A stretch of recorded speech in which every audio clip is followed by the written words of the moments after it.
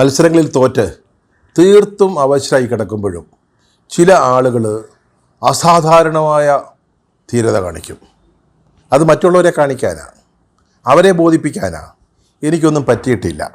ഇതൊക്കെ വളരെ സ്വാഭാവികമായ ചില തോൽവികളാണ്. അതൊക്കെ വരും പോകും, നമ്മളിനി വീണ്ടും വിജയിക്കും. ഇങ്ങനെയൊക്കെയുള്ള തോന്നലുകൾ മറ്റുള്ളവരിൽ ഉണ്ടാക്കിയെടുക്കാനുള്ള ഒരടവാണ്. പ്രത്യേകിച്ച് ഇത് രാഷ്ട്രീയക്കാർക്ക് നന്നായിട്ട് വഴങ്ങുന്ന ഒരു അഭ്യാസമാണ്. എഴുന്നേറ്റ് നിൽക്കാനാവതില്ലെങ്കിലും വായിൽ കൊള്ളാത്ത വീരവാദങ്ങൾ പറയും. ചില നിലപാടുകൾ, ധീരമായ നിലപാടുകൾ എടുക്കും. അതൊക്കെ അവരുടെ ഒരു രീതിയാണ്. അങ്ങനെയൊക്കെയാണ് അവർ സത്യം പറഞ്ഞാൽ ഈ രാഷ്ട്രീയത്തിൽ നിലനിൽക്കുന്നത് തന്നെ. നമ്മുടെ CPI, അതായത് 35 അംഗ നിയമസഭയിൽ 8 അംഗങ്ങളുള്ള CPI, ഇടതുമുന്നണിയിലെ രണ്ടാമത്തെ പ്രധാന കക്ഷി, അവരും ഇപ്പോൾ ഈ ഒരു സാഹചര്യത്തിലെത്തി നിൽക്കുക. അവരുടെ സെക്രട്ടറി ബിനോയ് വിശ്വം, ആൾ കാഴ്ചയിൽ ശാന്തനും ഒതുക്കമുള്ള ഒരാളും ആണെന്ന് തോന്നുമെങ്കിലും ആൾ ജഗജില്ലിയ, നിലപാടുകൾ എടുത്താൽ അതിൽ ഉറച്ചു നിൽക്കുന്ന ഒരു വ്യക്തിയാണ്. നേരത്തെയും അതുപോലെയെല്ലാം അനുഭവങ്ങൾ ഉണ്ടായിട്ടുണ്ട്. അവരുടെ ഇപ്പോഴത്തെ പ്രശ്നം എന്തുവാ? നിയമസഭയിലെ പ്രതിപക്ഷ ഉപനേതൃസ്ഥാനം CPIക്ക് കിട്ടണം. രണ്ടാമത്തെ വലിയ പാർട്ടി എന്ന നിലയിൽ CPIക്ക് കിട്ടണം. അതൊരു രീതിയാണ്, അല്ലെങ്കിൽ അതൊരു കീഴ്വഴക്കമാണ്. മുന്നണിയിലെ രണ്ടാമത്തെ പാർട്ടിക്ക് ഇതുപോലെ കിട്ടുന്ന സ്ഥാനങ്ങളിൽ രണ്ടാമത്തെ സ്ഥാനം കിട്ടുക എന്നുള്ളത്. പലപ്പോഴും LDF അധികാരത്തിലുള്ളപ്പോൾ 2 നമ്പർ സ്റ്റേറ്റുകാർ കിട്ടുന്ന ആർക്കാ? CPIക്കാണ്. മന്ത്രിമാരുടെ ആ നിരയിൽ ഒരു 2ാം സ്ഥാനവും CPIയുടെ പ്രധാനപ്പെട്ട മന്ത്രിക്കാണ് ലഭിക്കുക. അങ്ങനെയുള്ളപ്പോൾ നിയമസഭയിലെ പ്രതിപക്ഷ ഉപനേതൃസ്ഥാനം ചോദിക്കുന്നതിൽ എന്താ കുഴപ്പം? അല്ലെങ്കിൽ തരുന്നതിലെന്താ പ്രശ്നം? അതാണ് ഇപ്പോൾ CPI മുന്നോട്ട് വയ്ക്കുന്ന ഒരു അവകാശവാദം. ഇത് മുന്നണിയിൽ ചില മര്യാദകളുണ്ട്, അതൊക്കെ പാലിക്കണം, മറ്റുള്ളവരെ കൂടെ നിർത്തണം. അങ്ങനെയൊക്കെ ചെയ്യാത്തതിൻ്റെ ഫലമാണ് ഇപ്പോൾ കഴിഞ്ഞ തെരഞ്ഞെടുപ്പിൽ അനുഭവിച്ചത്. അതുകൊണ്ട് ഞങ്ങളെ കൂടെ വിശ്വാസത്തിലെടുത്തുകൊണ്ട് ഞങ്ങൾക്ക് കിട്ടേണ്ട പദവികളൊക്കെ തന്ന് അങ്ങനെ വേണം ഇനി LDF മുന്നോട്ട് പോകാൻ. അതാണ് ബിനോയ് വിശ്വം മുന്നോട്ട് വയ്ക്കുന്ന ഒരു ആവശ്യം. പക്ഷേ CPMൻ്റെ നിലപാടെന്താ? അവർ ഈ വഴിക്ക് ചിന്തിക്കുന്നു പോലുമില്ല. അങ്ങനെ ഒരു ഉപനേതൃസ്ഥാനം ഉണ്ടെന്ന് പോലും അവർ കണക്കാക്കുന്നില്ല. അങ്ങനെ ഉണ്ടെങ്കിൽ തന്നെ കൊടുക്കാൻ അവരോട്ട് തയ്യാറുമല്ല. അവരുടെ പക്കൽ ആകെ കൂടെ ഉള്ളത് ഒരു പ്രതിപക്ഷ നേതൃസ്ഥാനമാണ്. 26 അംഗങ്ങളുള്ള പാർട്ടിയാണ്. പണ്ട് വലിയ കക്ഷിയായിരുന്നു, അതൊക്കെ അങ്ങ് ശോഷിച്ചു പോയി. ഇപ്പോൾ 26 ഉള്ളൂ. 26 ഒതുങ്ങിപ്പോയെന്ന് വിചാരിച്ചിട്ട്, അല്ലെങ്കിൽ പ്രതിപക്ഷ നേതൃസ്ഥാനം നമുക്കാണെന്ന് ഉള്ളതുകൊണ്ട് ഉപനേതൃസ്ഥാനം കൊടുക്കണമെന്ന് ഇവിടെ എഴുതി വച്ചിട്ടില്ലല്ലോ. അതുകൊണ്ട് കൊടുക്കാൻ പറ്റത്തില്ല, നടക്കാൻ പോകുന്നില്ല. അതാണ് CPM എടുത്തിരിക്കുന്ന ഒരു നിലപാട്. ഇപ്പോൾ CPIയുടെ അവസ്ഥ എന്താ? ചോദിച്ചു, തന്നില്ലെങ്കിൽ ഞങ്ങളിനി സംയുക്ത പാർലമെൻ്ററി പാർട്ടി യോഗത്തിൽ പങ്കെടുക്കത്തില്ല എന്നൊക്കെ വീരവാദം മുഴക്കിയതാണ്, അല്ലെങ്കിൽ ചില താക്കീതുകൾ നൽകിയതാണ്. പക്ഷേ CPM അടുക്കുന്നില്ല. അവരൊരു കാരണവശാലും ആ ഉപനേതൃസ്ഥാനം വിട്ടുകൊടുക്കത്തില്ല. അതായത് ഇപ്പോൾ ഈ വിടവിൽ വാലുപോയ കുരങ്ങൻ്റെ അവസ്ഥയാണ്. വാല് ഈ വിടവിലേക്ക് പോവുകയും ചെയ്തു, ആ വിടവ് അങ്ങനെ നിലനിർത്തിയിരുന്ന ആപ്പ് ഊരിപ്പോവുകയും ചെയ്തു. അതാണിപ്പോൾ CPIയുടെ അവസ്ഥ. പണ്ടൊക്കെ ഈ നാട്ടുമ്പുറത്ത് സോമിൻറ്റുകളൊക്കെ വരുന്നതിന് മുമ്പ് തടികൾ കീറുന്നത് ഒരു പ്രത്യേക രീതിയിൽ 2 ആളുകൾ ഈർച്ചവാളുമായിട്ട് നിന്ന് അറുത്തു കീറുന്നതാണ് അവരുടെ പതിവ്. ഒരു കാമരം പോലെ മരങ്ങൾ കൊണ്ടൊരു സ്റ്റാൻഡ് ഉണ്ടാക്കിയിട്ട് അതിൻ്റെ മുകളിൽ ഒരു മരം എടുത്ത് വയ്ക്കും, ഒരാൾ അതിൻ്റെ മുകളിൽ നിൽക്കും, താഴെ ഒരാൾ മുട്ടുകുത്തിയിരിക്കും. അവരിങ്ങനെ ഈർച്ചവാള കൊണ്ട് ഈ മരം കീറുകയാണ് സാധാരണ പതിവ് പണ്ട്. ഇപ്പോഴതൊന്നും കാണാൻ പോലും കിട്ടത്തില്ല. ഇപ്പോൾ നാട് മുഴുവൻ സോമില്ലായിട്ടും കാര്യമില്ല, അറക്കാൻ തടി തൊട്ട് കിട്ടാനുമില്ല. അതാണ് ഇപ്പോഴത്തെ അവസ്ഥ. അതവിടെ നിൽക്കട്ടെ. അപ്പോൾ ഈ മരം കൊണ്ടുണ്ടാക്കിയ ഈ സ്റ്റാൻഡിന് കാമരമെന്നാണ് അന്നൊക്കെ പറയുക. അപ്പോൾ ഈ മരം ഇങ്ങനെ കീറിയ ഭാഗം അകന്ന് തന്നെ ഇരിക്കുന്നതിന് വേണ്ടി അതിനിടയിൽ ആപ്പ് അടിച്ചു കയറ്റും. അപ്പോൾ അവിടെ സ്വാഭാവികമായിട്ടും നല്ലൊരു വിടവുണ്ടാവും. അങ്ങനെയാണ് സുഖകരമായിട്ട്, അല്ലെങ്കിൽ തടസ്സമില്ലാതെ ഈ ഈർച്ചവാൾ കൊണ്ട് മരം കീറുന്നത്. അപ്പോൾ ഈ ഒരു വിടവിനകത്ത് വാലുപോയ ഒരു കുരങ്ങൻ്റെ അവസ്ഥ, ആപ്പങ്ങ് ഊരിപ്പോകും. ഇപ്പോൾ ആ ഒരു അവസ്ഥയിൽ നിൽക്കുക നമ്മുടെ CPI.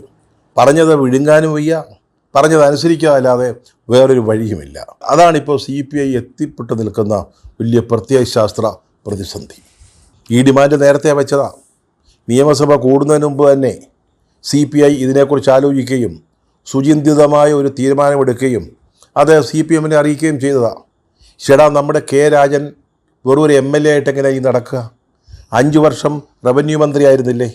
ഈ മുണ്ടക്കൈ ചൂരൽമല ദുരന്തമുണ്ടായ സ്ഥലത്ത് സർക്കാർ ഉണ്ടാക്കിയ വീടുകൾ, അതിലൊരു വീടിൻ്റെ മേൽക്കൂരയിൽ ഒരു ചെറിയ വിള്ളലുണ്ടായി. അത് കൈവിരലുകൾ തൊട്ട് അപ്രത്യക്ഷമാക്കിയ ഒരു മാന്ത്രികനാണ് മന്ത്രി കെ രാജൻ. അങ്ങനെയുള്ള ഒരാൾ എങ്ങനെയാണ് വെറുതെ ഒരു MLA ആയിട്ട് അടുത്ത 5 വർഷം നടക്കുക?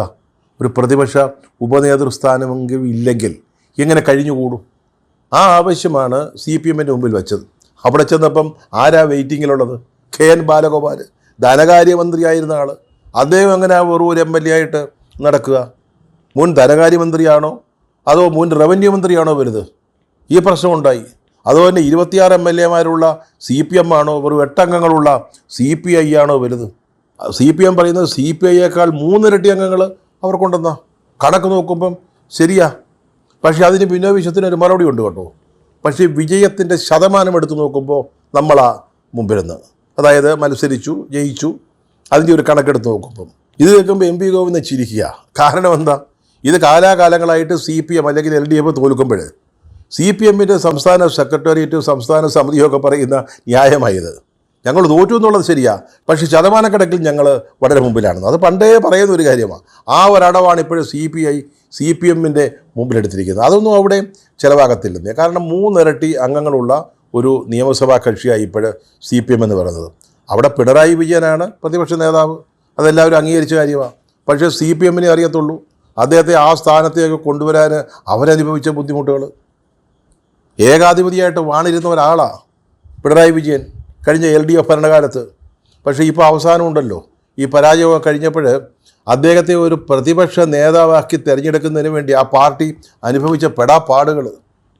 PV ചർച്ച ചെയ്യേണ്ടി വന്നു, PVയിൽ വോട്ടിടേണ്ടി വന്നു. അങ്ങനെ 2-3 വോട്ടിൻ്റെ ഭൂരിപക്ഷത്തിലാണ് എല്ലാം കൈവശം വെച്ച് അനുഭവിച്ചിരുന്ന പിണറായി വിജയൻ ഇപ്പോൾ ആ സ്ഥാനത്തിരിക്കുന്നത്. നാളെ കന്റോൺമെൻറ്റ് ഹൗസിലേക്ക് മാറാൻ പോകുന്നത് ആ ബലത്തിലാണ്. സത്യം പറഞ്ഞാൽ CPM-ൻ്റെ ഭരണഘടനയിൽ ഇല്ലാത്തൊരു ഏർപ്പാടായിരുന്നു അത്. PB അങ്ങ് തീരുമാനിക്കുക ഒരു സംസ്ഥാനത്തെ കാര്യങ്ങൾ. അങ്ങനെയല്ല അവിടെ കാര്യങ്ങൾ നടക്കുന്നത്. ഒരു സംസ്ഥാനത്തെ കാര്യം കേന്ദ്ര കമ്മിറ്റി തീരുമാനിച്ചാലും സംസ്ഥാന കമ്മിറ്റി അത് തീരുമാനിക്കണം, എങ്കിൽ മാത്രമേ നടപ്പാകത്തുള്ളൂ. അതായത് സുശീല ഗോപാലിനെ മുഖ്യമന്ത്രിയാക്കാൻ പാർട്ടിയുടെ കേന്ദ്ര കമ്മിറ്റി ഡൽഹിയിൽ യോഗം ചേർന്ന് തീരുമാനിച്ചതാണ്. അന്ന് നായനാർ പാർട്ടി സംസ്ഥാന സെക്രട്ടറിയാണ്. അദ്ദേഹം അതിൽ പങ്കെടുത്തതാണ്. അദ്ദേഹം പിറ്റേ ദിവസം ഇവിടെ വന്നിട്ട് സംസ്ഥാന കമ്മിറ്റി വിളിച്ചിട്ട് പറഞ്ഞു കേന്ദ്ര കമ്മിറ്റി ഇങ്ങനെ തീരുമാനിച്ചു. പക്ഷേ അത് കാര്യമില്ല, സംസ്ഥാന സമിതിയാണ് തീരുമാനിക്കേണ്ടത്. ആ സ്ഥാനത്തേക്ക് ഞാനും കൂടെ മത്സരിക്കുകയാണെന്ന്. അങ്ങനെ സുശീല ഗോപാലിന് EK നായരും കൂടെ മത്സരിച്ച് നായനാർ ജയിച്ച് മുഖ്യമന്ത്രിയായ പാർട്ടിയാണ് ആ സംസ്ഥാനമായി കേരളം. പക്ഷേ ഇവിടെ ഇപ്പോൾ എന്താ നടന്നത്? പോളിറ്റ് ബ്യൂറോ ചേർന്നിട്ട് ഓൺലൈൻ ലോട്ടിട്ടത്രേ. എന്നിട്ട് അതിൻ്റെ ഭൂരിപക്ഷം അനുസരിച്ചിട്ട് പിണറായി വിജയനെ പ്രതിപക്ഷ നേതാവായി തിരഞ്ഞെടുത്തു. ഇതാണ് സാഹചര്യം. ഇവിടുത്തെ CPM-ൻ്റെ ഇപ്പോഴത്തെ അവസ്ഥ അതാ. അപ്പോഴിനി ഉപനേതൃസ്ഥാനവും ചോദിച്ചുകൊണ്ട് ചെന്നാൽ കിട്ടുമോ? അതൊന്നും മനസ്സിലാക്കണ്ടേ, ആലോചിക്കണ്ടേ. ഇപ്പം എന്താ ചോദിച്ചു ഒട്ട് കിട്ടാനും പോകുന്നില്ല. CPI ഇങ്ങനെ കരഞ്ഞ് വിലപിച്ച് നടക്കുന്ന കണ്ടപ്പോൾ CPM നേതൃത്വത്തിൽ ഒരു അലിവ് തോന്നി. എന്നിട്ട് ഇന്നലെ ബിനോയ് വിശ്വത്തിനെ അങ്ങോട്ട് വിളിപ്പിച്ചു AKG സെൻറ്ററിലേക്ക്, നമുക്കൊന്ന് ചർച്ച ചെയ്യാം എന്ന് പറഞ്ഞു. അപ്പോൾ ബിനോയ് വിശ്വം അവരുടെ ആവശ്യം പറഞ്ഞു. ന്യായമായ ആവശ്യമല്ലയോ? മുന്നണിയിലെ 2ാമത്തെ പ്രധാന കക്ഷിയല്ലേ, അംഗസംഖ്യയിൽ 8 ഉള്ളൂ. അത് വെച്ച് നോക്കുമ്പോൾ ഒരു ചെറിയ സ്ഥാനം, ഈ ഉപനേതൃസ്ഥാനം ഒന്ന് തന്നുകൂടെ? പിണറായി വിജയൻ്റെ ഇപ്പുറത്തെ സീറ്റ് അത് കെ രാജന് അനുവദിച്ചുകൂടെ എന്ന് വളരെ വിനീതമായിട്ട് ബിനോയ് വിശ്വം ചോദിച്ചതാണ്.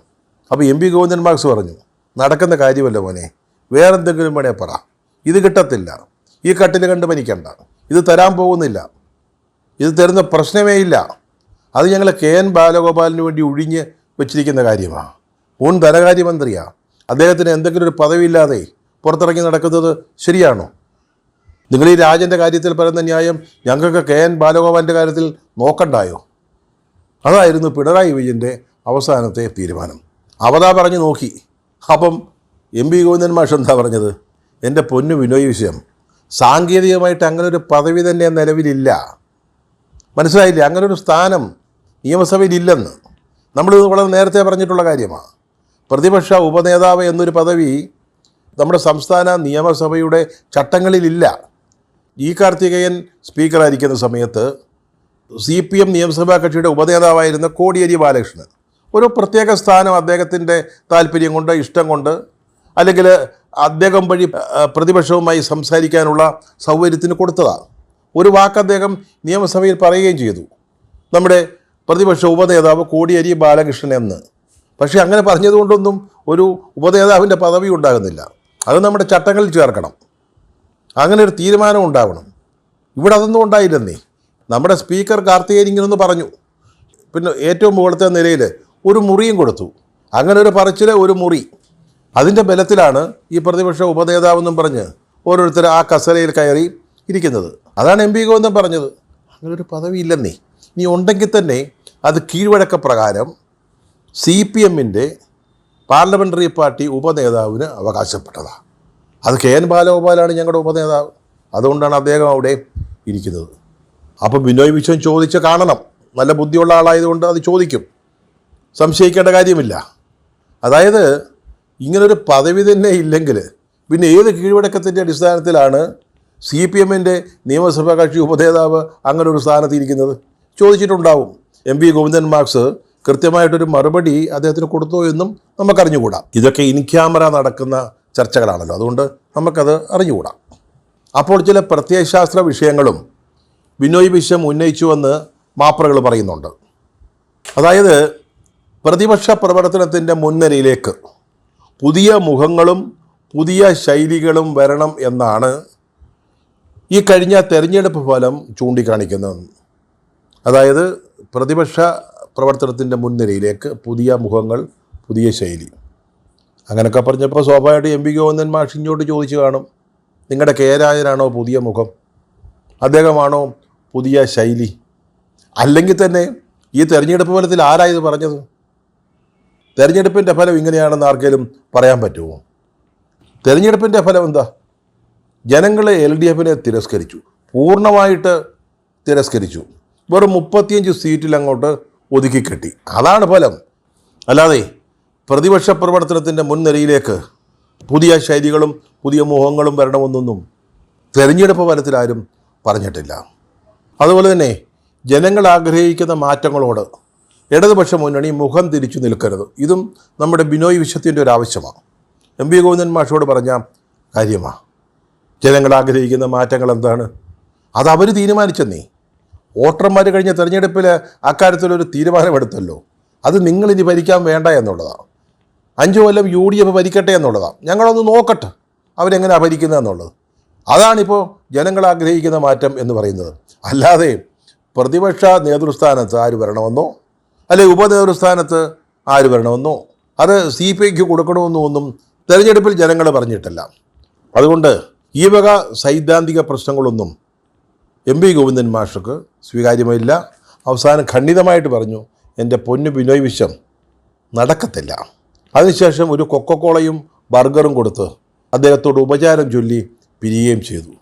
അപ്പോൾ സത്യം പറഞ്ഞാൽ ബിനോയ് വിശ്വം ഓർത്തത് പണ്ടൊക്കെ വെളിയം ഭാർഗവൻ്റെ കൂടെയൊക്കെ പഴയ AKG മന്ദിരത്തിൽ വന്നിരുന്ന കാര്യമാണ്. അന്ന് അവിടെ കെട്ടിയിരുന്ന നല്ല മൊരിഞ്ഞ വടയുടെയും ചായയുടെയും രുചി നമ്മുടെ ബിനോയ് വിശ്വം അപ്പോൾ ഓർത്തിട്ടുണ്ടാവും. CPI പറയുന്നത് ഒരു കാരണവശാലും ഇനി CPM-ൻ്റെ വല്യേട്ടൻ മനോഭാവം അനുവദിച്ചു കൊടുക്കാൻ പറ്റത്തില്ലെന്നാണ്. അവർ കുറേ നാളായിട്ട് വല്യേട്ടൻ ചമയുക. അപ്പം CPM ചോദിക്കുന്ന ഒരു കാര്യമുണ്ട്, വല്യേട്ടൻ ഏത് തിരഞ്ഞെടുപ്പ് കഴിഞ്ഞാലും എത്ര പരാജയങ്ങളുണ്ടായാലും വല്യേട്ടൻ തന്നെയായിരിക്കും. അല്ലാതെ വല്യേട്ടൻ കൊച്ചാട്ടനാകത്തില്ലല്ലോ. അതുമാത്രമല്ല കൊച്ചാട്ടൻ വല്യേട്ടനും ആകത്തില്ലല്ലോ. അതുകൊണ്ട് പൊന്നു കൊച്ചാട്ടൻ അവിടെ നിന്നാൽ മതി, അനിയൻ്റെ സ്ഥാനത്ത് നിന്നാൽ മതി. വല്യേട്ടൻ പറയേണ്ടത് പറയും, ചെയ്യേണ്ടത് ചെയ്യും. ഇപ്പോൾ CPIയുടെ എക്സിക്യൂട്ടീവ് കൂടുമെന്നോ എന്തൊക്കെയോ മരമറിക്കുമെന്നൊക്കെ പറയുന്നുണ്ട്. അവർ അത് എന്തെങ്കിലും ചെയ്തോട്ടെ, എക്സിക്യൂട്ടീവ് കൂടി തീരുമാനിക്കട്ടെ. പക്ഷേ ആ പാർട്ടിയിൽ അത്യാവശ്യം ദൂരക്കാഴ്ചയുള്ള ചില ആളുകൾ, ഭാവിയെപ്പറ്റി ചിന്തിക്കുന്ന ചില ആളുകൾ ചില കാര്യങ്ങൾ പറയുന്നുണ്ട്. ഇപ്പോൾ CPIക്ക് ചെയ്യാവുന്നത് ഒരു പ്രത്യേക ബ്ലോക്കായിട്ട് നിൽക്കുക, സ്വതന്ത്രമായി പ്രവർത്തിക്കുക, എന്നിട്ട് ഭാവിയിൽ എന്തൊക്കെ ഉണ്ടാകുന്നു നടക്കുന്നു എന്നൊക്കെ കണക്കാക്കി ഒരു തീരുമാനമെടുക്കാം. അല്ലാതെ ഇനിയിപ്പോൾ LDF ചർച്ച ചെയ്യട്ടെ, തീരുമാനിക്കട്ടെ എന്നൊക്കെ പറഞ്ഞ് തടി തപ്പാൻ നിൽക്കാതിരിക്കുകയാണ് ബുദ്ധി. അതാണ് അഭിമാനം.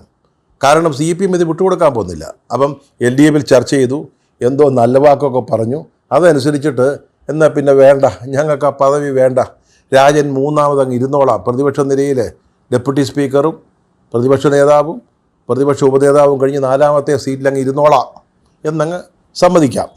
പക്ഷേ ബുദ്ധിയുണ്ടെങ്കിൽ മറിച്ചാ ചിന്തിക്കേണ്ടത്. പക്ഷേ അത് നാട്ടിലുള്ളവർക്കേ പറ്റൂ. അതിന് ധൈര്യം വേണം. മനസ്സിലായില്ലേ? വെളിയമ്പാറകവനൊക്കെ പിടിച്ച പിടിയാലേ രാജ്യസഭാ സീറ്റ് വാങ്ങിയിട്ടുള്ള ചരിത്രം ഈ ഇടതുപക്ഷ മുന്നണിയിലുണ്ട്. വലിയ കൊലകൊമ്പന്മാർ CPM ഉള്ളപ്പോൾ. പക്ഷേ അത് വെളിയമ്പാറകവനായിരുന്നു. അദ്ദേഹമായിരുന്നു പാർട്ടി സെക്രട്ടറി. ഇപ്പോഴത്തെ പാർട്ടിയുടെ നേതാക്കൾക്ക് ഇതനുസരിച്ച് തീരുമാനമെടുക്കാൻ ധൈര്യമുണ്ടോ? അതാണ് അറിയേണ്ടത്. അല്ലെങ്കിൽ ഇങ്ങനെ എല്ലാ കാലവും LDFൻ്റെ ഒരു മൂലയ്ക്ക് അവിടെ ഇങ്ങനെ കഴിഞ്ഞുകൂടാം.